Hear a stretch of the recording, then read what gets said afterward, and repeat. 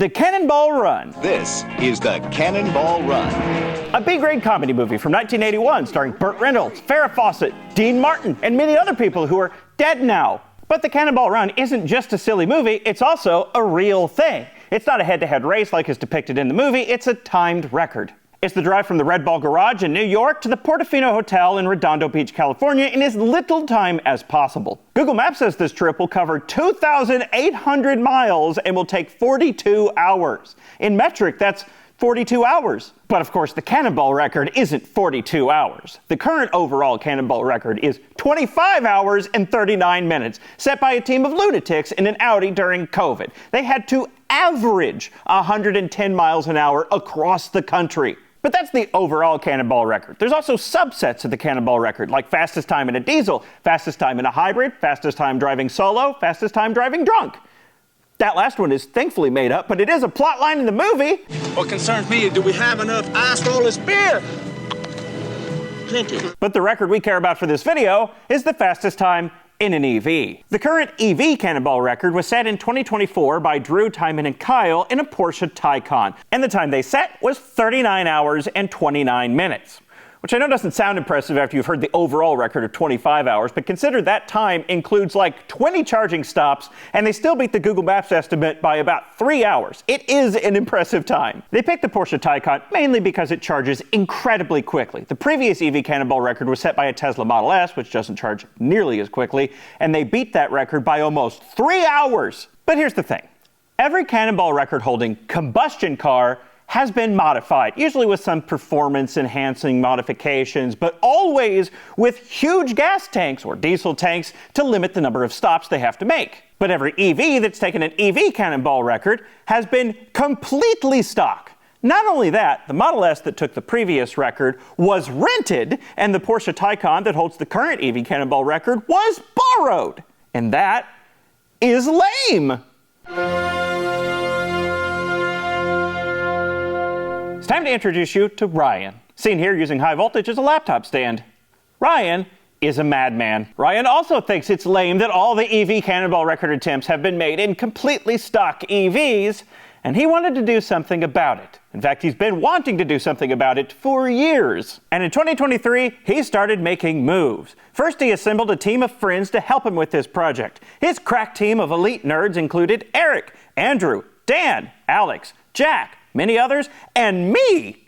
Quick disclaimer, several of the people involved in this project do work for Rivian. However, this project is in no way supported by, associated with, endorsed, or condoned by Rivian, and anyone involved in this project that has an association with Rivian is working on this project in their own personal capacity.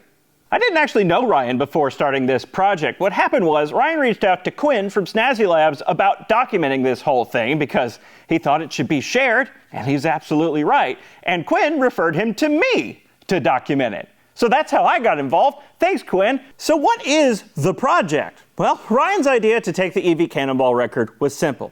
Take his Rivian and stuff the bed full of batteries. Yeah, I think you could see why I was excited to be part of this project. Like any project, this has to start somewhere, and the first step of this project was to source the battery packs, what for stuffing in the bed. Ryan specifically wanted to go with Rivian battery packs for a variety of reasons. Currently, spare Rivian battery packs are not hard to find, and they're not terribly expensive. But this was 2 years ago. Where do you find spare Rivian battery packs in 2023?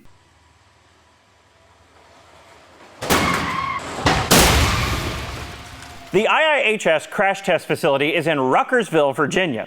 Also in Ruckersville, Virginia, is a scrapyard where a large number of these cars end up after being driven into a barrier by a dummy. I could not tell that was a Model Y if it didn't say it.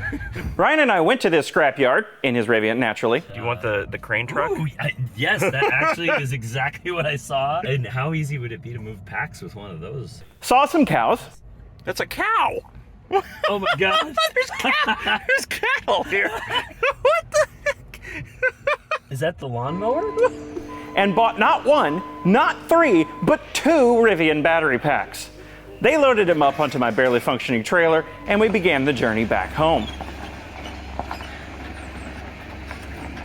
That's right, the battery packs we're using on this project are from crash-tested Rivians. Specifically this one, and this one. I don't know if you know this about Rivians. They're hilariously overbuilt. Also at this scrapyard was a Rivian that had been cut in half, so I got to see the cross-section of the frame. There's a frame inside a frame on top another frame. The result of this is, despite this being the crash test, the battery pack had no damage at all.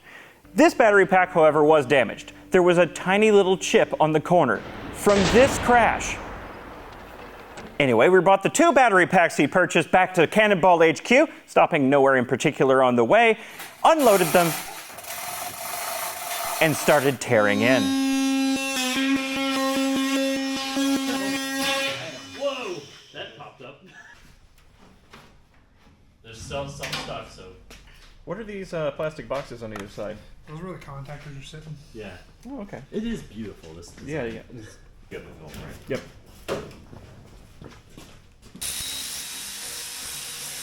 Okay, hold on. That's some metal stuff. Yep.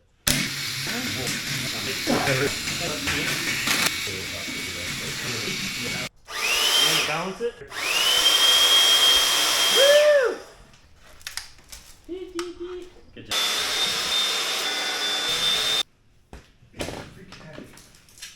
We can lift it.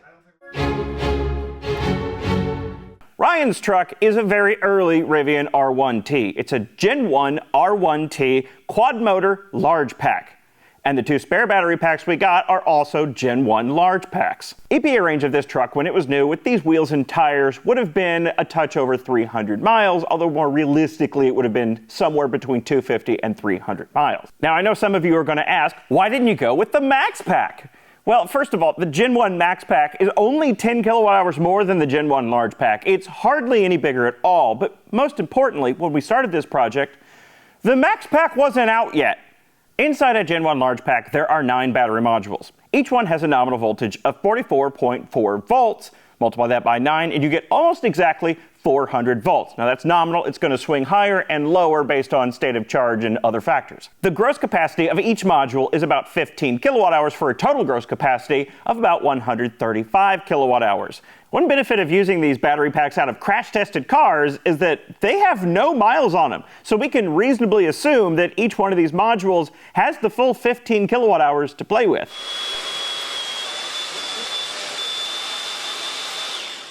12 modules can fit in the bed of the Rivian with the tonneau cover still being able to close. We could probably shove a few more in there if we were willing to utilize the spare tire well or the frunk, but that gets complicated pretty quickly. And more importantly, 12 modules is about the weight limit. Eric added up a very nice aluminum extrusion-based mounting system for all 12 modules to fit in the bed. It was going to be easy to remove, assemble, etc., but we never used it because one of the guys realized, hey, why are we designing this nice thing when we've got a perfectly good battery module mounting system already? The battery pack frame we just took them out of. No, a Rivian battery pack does not fit in the bed of a Rivian. Intact.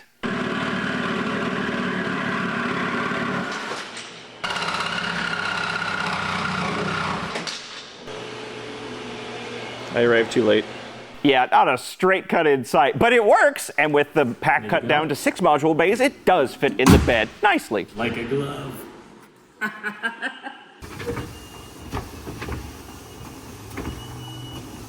Trying to finish assembling the auxiliary pack. So here's half of it. We've actually got to take this one out and do some additional work on it. But over here in battery on the floor land, we've got the other half of the aux pack, and then we've got a new mid-pack contactor we're going to hook up. So this will go up in here so that we can disconnect the bottom pack when it's in the truck. And this will be like at the very front of the bed where we can't get to it. We can use one or both of these baby packs stacked together in the bed. If we just use one, that's 6 modules with a nominal voltage of 266 volts and 2/3 the capacity of the stock pack. If we stack 2 in there, that's 12 modules with a nominal voltage of 532 volts and 4/3 the capacity of the stock pack. Of course, the option we went with is both of them stacked in there. We got to have as many battery modules in there as possible.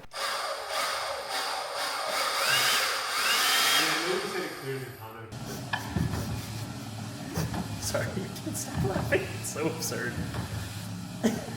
The capacity of the battery pack that's already in the truck is about 131 kilowatt hours usable. We'll call it 130. And the capacity of the 12 modules stacked in the bed is 180 kilowatt hours, meaning the total battery capacity of this truck with its bed full of batteries is 310 kilowatt hours, or to use a different unit, 0.3 megawatt hours, which means its range at a modest and achievable 2 miles per kilowatt hour would be 620 miles. Will we be able to achieve that range number on the actual Cannonball run? Not likely, but driving normally, that's a very achievable number. And no, all of that extra weight in the bed is not going to tank the range. In a different video earlier this year, I found out that maxing out the payload capacity in my Silverado EV only dropped the range by 4%. Brett boots are as tough as they are comfortable. Work stuff! I've chosen the Marin style boots because, I don't know, I liked them the best. That's why. Kick those rocks! Brunt boots are available with soft toe, composite toe, which is much lighter than steel toe, and brunt toe with a shield so you can kick rocks without wearing your boots out. I've chosen the composite toe. Didn't feel a thing. Bigger rock. Nothing. Brunt boots are made with real leather and they're waterproof. I've never had waterproof boots before. I like them a lot. Stand in that river. The soles of these boots are non-marring and slip and oil resistant, which is helpful if you're trying to push cars and only have a smooth concrete floor to grip against. Work boots, work truck! Gift-giving season is upon us, and Brunt boots make a great gift for someone else or you. You know, you can do that as an adult. You just buy stuff for yourself. There's a whole fish. There's a whole fish. Get $10 off your first purchase by going to BruntWorkwear.com/agingwheels10. That's BruntWorkwear.com/agingwheels10. And thanks again to Brunt Workwear for sponsoring this video. So the bed's stuffed full of extra battery capacity, but how do we actually, use it? Well, there's a ton of different ways to go about doing this, but there's 3 main approaches that we actually considered. Option A is to have the truck pack and the auxiliary pack in the bed wired up in parallel. The 2 packs would be at identical voltage and identical state of charge because they would be physically linked together in parallel. While this may sound simple, it really isn't. A few of the complications are that the bed pack would have to remain a whole intact 9-module Rivian pack. We'd have to do some software spoofing to make the bed pack think it's in a truck, to close contactors, etc. But the big problem for us is charging. If we double the battery capacity but keep the charging speed the same, well, it'll just take twice as long to charge, and we've gained almost nothing. And we can't request more power from the charger without significantly raising the voltage, because a Rivian in stock form already requests the maximum 500 amps most high-power CCS chargers can deliver. So to keep charging time the same, what we want to do is be able to charge both packs independently with 2 chargers at the same time. To charge up both of these packs independently with them in the parallel configuration, first that parallel connection will have to be severed, and then both packs charge up independently, and then the parallel connection be remade. The problem with this is if you charge those 2 packs independently from 2 separate chargers, they won't be in balance anymore, and when you remake that parallel connection, they'll bring themselves back together in balance rapidly and explosively. I'm oversimplifying here, and there would be ways to handle this, but regardless, we almost immediately dismiss this as an option. Option B is to have the main and auxiliary pack set up as an A and B pack and switch between them. We drive along on the truck pack until it's dead, and then stop, switch over to the bed pack, and drive along on that until it's dead, and then when we get to a charger, sever all the connections and charge up the 2 packs independently. This approach would also require the bed pack to remain a whole 9-module Rivian pack, but the big problem with this approach is that it's insanely complicated for a whole variety of reasons. This would be enormously difficult to do. But for the longest time, this is the approach we were going to take because option C requires a specific component that for the longest time we couldn't locate. Option C is to link the aux pack to the truck using a high voltage bidirectional DC to DC converter, so we could flow power at a speed of our choosing from the aux pack to the truck or from the truck to the aux pack. With this approach, independent charging of the 2 packs becomes pretty straightforward. And as we're driving along, we can shuffle power from the bed pack into the truck. We can also charge the truck's pack from the bed pack or charge the bed pack from the truck pack. We have all the options. Plus, this approach is voltage agnostic, so we can use as many or as few modules in the bed as we want to, and we only need the battery modules. We don't need the contactors and other junk from the battery pack. Obviously, this is by far the best and most versatile option. But it's only an option if you have a high-power, high-voltage, bidirectional DC-to-DC converter to use, which, as I mentioned earlier, we had a very hard time finding. But eventually, Ryan, through his many connections, found one. This is what he found. It's a bidirectional power converter from a company called Advantix with an operating range from 800 volts basically down to 0. It's a DC to DC converter, but it's also a DC to AC or AC to DC, and it can transfer power up to about 50 kilowatts. This thing's incredible. Ryan started playing around with this thing almost immediately, and because it has such a wide operating range, what better way to test it than by charging a 400 volt battery from a 12 volt battery charger? And then he charged up the pack in his Rivian by transferring power out of one of the spare Rivian battery packs. As for where he was connecting to the high voltage in his Rivian to shove power into, well, the Gen 1 Rivian's battery pack has a spare port on the front. It was meant for a high voltage winch or something that ended up not happening, so he just connected to that and shoved power into it. Now, you might be thinking, wait, doesn't the Rivian see all that current flowing into the battery pack? Doesn't it freak out or something? No. It sees the current flowing in and going out of the battery pack, but it doesn't care about it at all. In fact, the only real limitation with regards to that spare port on the front of the pack was that it was fused to 35 amps. So as long as he stayed within 35 amps, he was fine. But 35 amps was only enough for testing. So later on, for the permanent installation, they made this high voltage junction box to tap off the high voltage going between the battery pack and the rear motors. There's actually quite a nice gap between the battery pack and the rear motors. Plenty of space to mount this high voltage junction box, which is a job that Ryan loved. Ow! Ow! Oh. Ow! And the Advantix itself lives here in the gear tunnel right above that high voltage junction box with a little fan blowing over that heatsink for cooling. Quick side note, this project is very dangerous. There's loads of potential to start a very serious fire or cause an instant death, so please don't try anything you see in this video yourself. We were being as safe as possible, even though it may not look it at times, and even still, we had a couple high voltage scares. But thankfully, the worst thing that happened on this whole project is that Ryan blew the pre-charge resistor in his battery pack. So now anytime he wants to start up his truck from asleep, he has to manually jump the high voltage components in his truck with a high voltage power source, which is inconvenient. Basically, every modern EV has liquid-cooled batteries. Really, it's more accurate to say they're thermally managed because the batteries are also heated, but we're only talking about the cooling. And the main reason batteries need cooling is for rapid charging. The absolute hottest the batteries in the Rivian are allowed to get is 55 Celsius, 130 Fahrenheit, which is why using ambient air to cool the batteries doesn't work. If the batteries are at 110 Fahrenheit and you're trying to cool them down, but it's 80 degrees outside, well, that's not going to do much, is it? EVs need sub-ambient cooling, which is why they almost always use an air conditioner compressor. This thing can chill down a refrigerant to around the freezing point of water, then that refrigerant exchanges heat with the coolant that's flowing around the batteries, and you get nice effective battery cooling no matter the temperature outside. This is one of the battery modules we're using. Right over here, you can just barely make out some of the 864 individual cylindrical battery cells that make up this module. They're divided into an upper and a lower half, and between them is the cooling plate.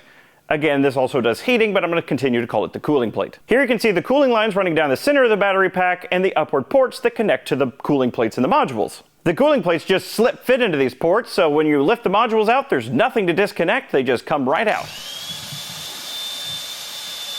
Unfortunately, we can't reuse any of these cooling pipes because we cut the battery packs in half, so we had to make our own. This was simple enough to do. All it took was some vinyl tubing and some manifolds mounted to the end of the battery pack. Yeah, we're gonna run out of water momentarily. Oh look, that one's already clearing of air. Did you find any leaks? I did not. Are you excited? I am very excited. Because this is pretty, now it's just charging. For simplicity reasons, we didn't add a way to heat the battery modules in the bed, we're just cooling them. As long as we don't do the Cannonball run in the winter, which would be a stupid time to do it anyway, the modules won't get cold enough for it to matter. Although this comes with the risk of potentially shortening the lifespan of the batteries a bit if we charge them at full power below their optimal temperature. But it's Ryan's truck and Ryan's batteries, and he decided he's okay with abusing the cells a little bit just for the run. We also simplified the cooling. An air conditioner compressor like this would require an extra high voltage circuit, a bunch of controls for everything, and a bunch of plumbing and piping. It's all very complex for a build we're going to use once. But we do have to have adequate cooling. If we didn't have adequate cooling while charging at huge amounts of power, well, that's not a Rivian, that's a bomb. So instead, we used ice. We put a transmission cooler in a bucket and dumped ice all over it, and it works really well. How many minutes in are we? We are 7 minutes, 12 seconds in. We've dropped a full 2 degrees Celsius now. So we're at 9 minutes and 47 seconds, and we're about to hit 3 degrees Celsius drop in 10 minutes. That seems pretty good. Doing a real good job of melting ice. My job is to pull 12 volts.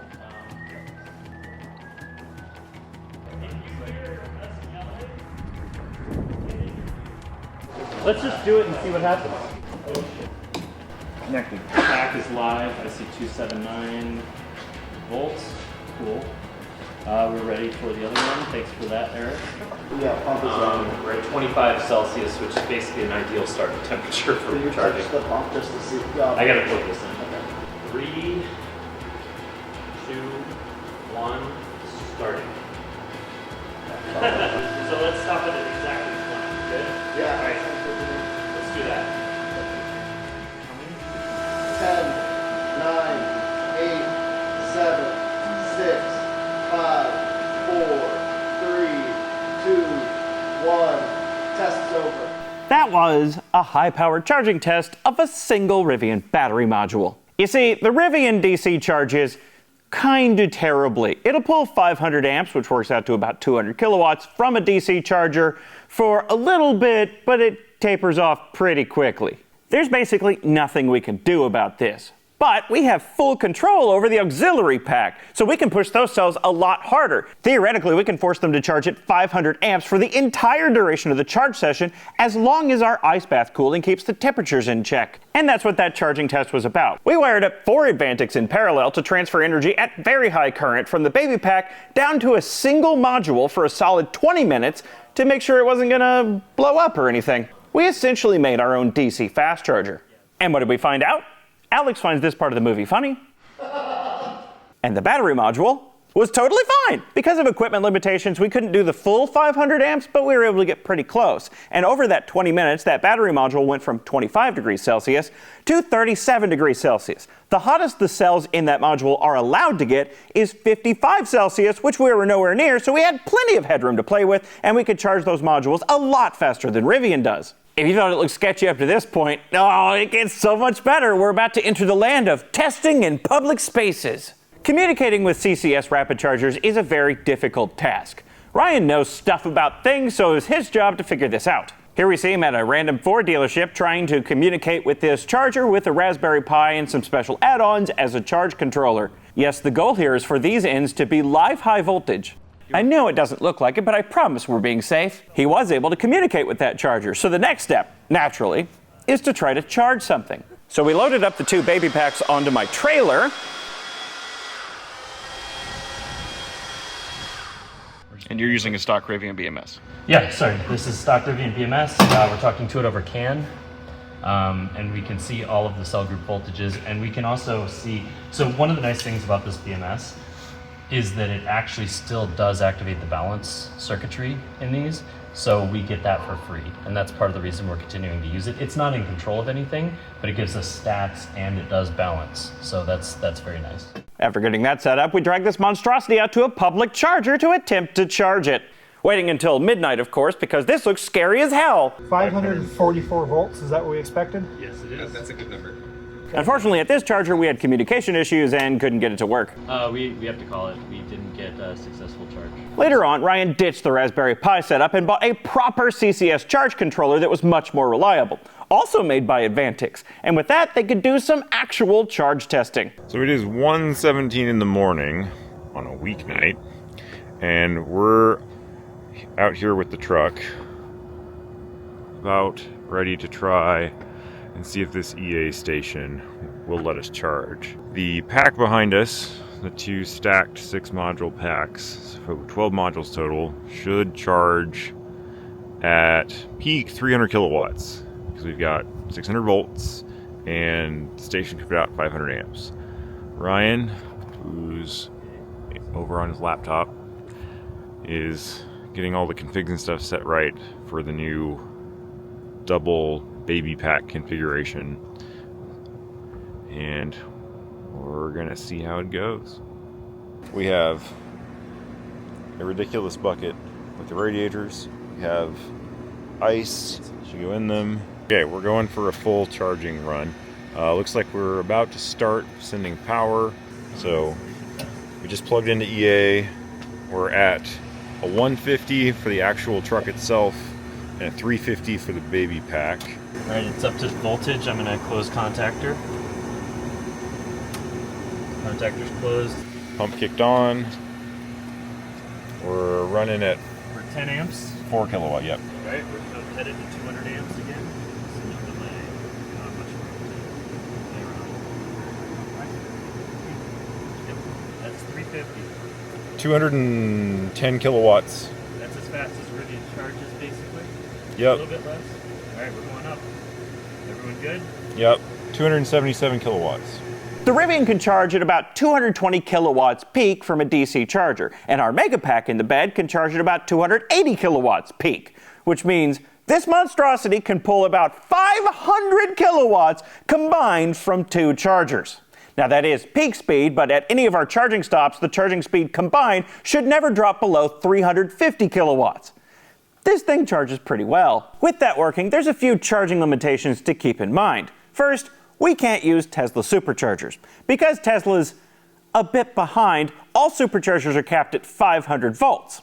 The Mega Pack is more than that, and we're not about to engineer a DC booster for this thing, so we can't use superchargers. Second limitation, obviously, anywhere we stop has to have bags of ice available nearby. And finally, wherever we go has to have 2 high-powered charge dispensers close enough together that we can plug into both of them, and those 2 dispensers can't share power.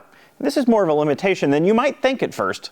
Okay, so we've covered how we stack the modules, how we use the energy in the modules, and how we handled cooling and charging. So, is that it? This project was built for the run and for the run only. So the Mega Pack didn't have things like AC charging. It didn't have heat. It was pretty crudely put together, and basically nothing about it was automated. In addition to this, Ryan's shop is several states away from where he lives, and everyone involved in the project has a day job. So while there was a little over a year to work on this truck before the Cannonball attempt, there wasn't really. It was more like a few weeks of work scattered randomly throughout the year, followed by an absolute flurry of work the week before the run attempt. Because of this, there wasn't enough time to implement some nice-to-haves. For example, they didn't have an accurate way to track state of charge on the Mega Pack. Because Ryan was using a disembodied stock Rivian BMS, all he had access to were the cell voltages. He can make sure the cells stayed within safe limits, but cell voltages alone, unless the cells are completely at rest, is not enough to determine an accurate state of charge. Another thing they ran out of time to do was basically any testing at all. The only test run they got in before the actual run attempt was the drive to New York. So in essence, the first iteration of this project was the real-life version of a last-minute term paper. With all that said, it's time for...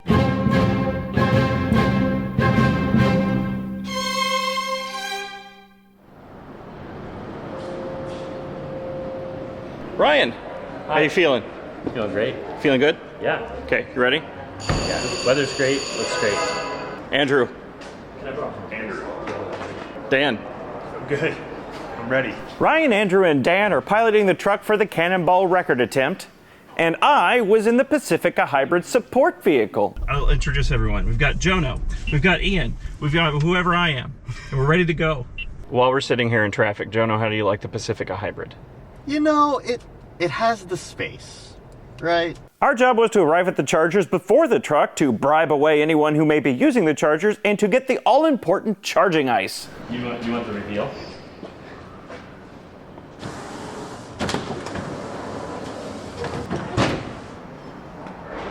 Not scary at all. We left a full 2 hours before the Cannonball truck did to get a nice head start. We're in New Jersey, we're just leaving, and our first stop is 8 hours from now, 544 miles away, we will, and this is hilarious, have to stop for fuel before they do in the electric vehicle. According to the GPS tracking, they have left the Red Bull garage. The EV Cannonball Run record-breaking attempt was underway.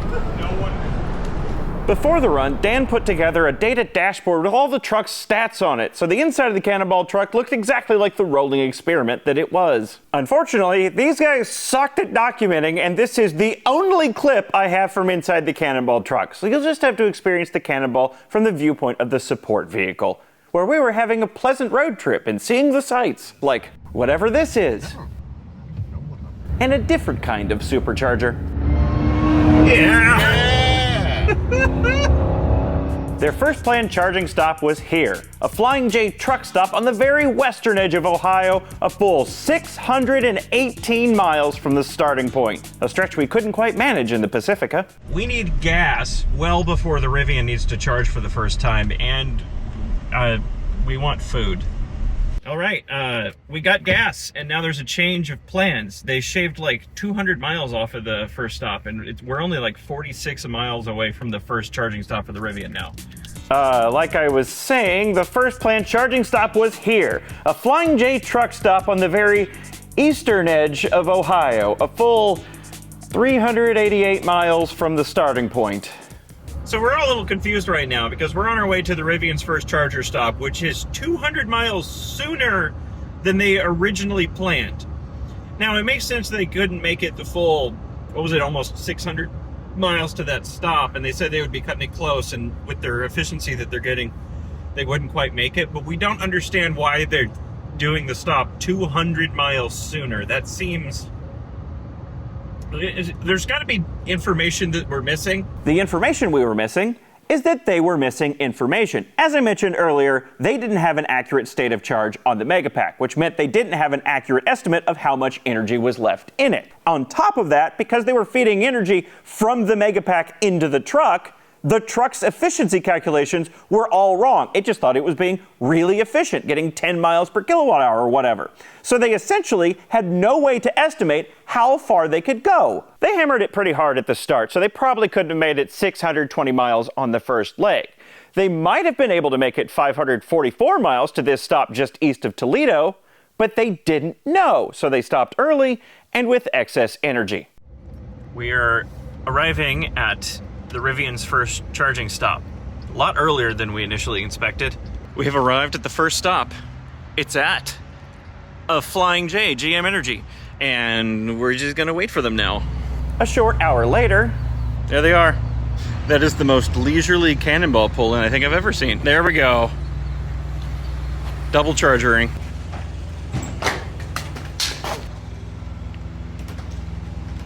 Pulled in with 27% SOC on the main pack.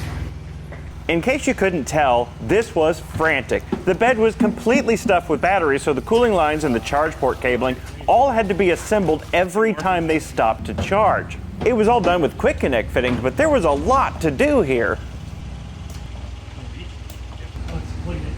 Sorry, I was trying to figure out why it wasn't working. And then the problem started. Charging failed. Sounds like he's ready to roll. But eventually they did get it working.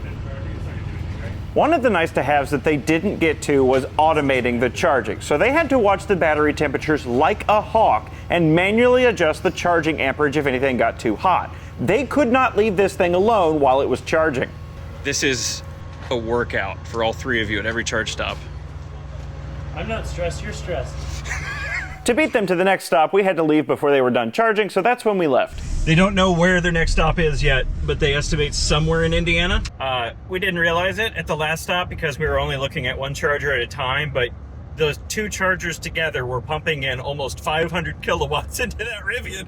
463 was the number that I just saw at one point. They just left their charging stop. They onboarded 175 kilowatt hours. Unfortunately, because of all the delays, that was a 45-minute stop. But the Cannonball was still underway, so we continued westward and thought we saw something really special. Look! Look! It is Aurora Borealis! No, that wasn't the Northern Lights. That was some grow lighting from a greenhouse. Best light pollution I've ever seen. Desperate to make up for lost time, it wasn't long after this that the guys caught up to and passed us. There they go. As you may have picked up on, the run wasn't exactly going to plan by this point, but then the weather started. Oh, this wind is nuts. It is noticeably tossing us around. Yeah, I'm pointing the steering wheel that way. But the wind was just the warning shot. What is happening? In the truck, they stopped to double check the bed was watertight, so eventually we caught back up with them. Now, you may have noticed at the last stop that charging involves opening the tailgate and exposing the Megapack to the elements. So if it was raining, they couldn't charge unless there was a canopy over the chargers. And at the next stop, there wasn't. There's no canopy at these chargers. Oh yeah, it's really coming down now.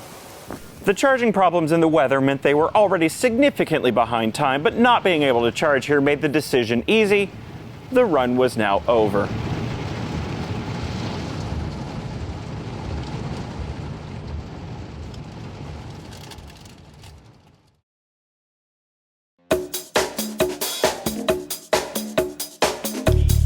Yeah.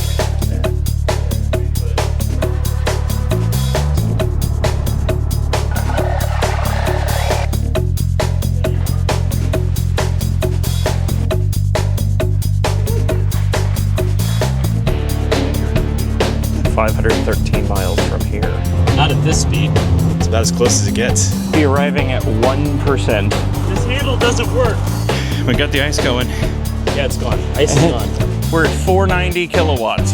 Is it not working? You guys have built a cool thing. Sure.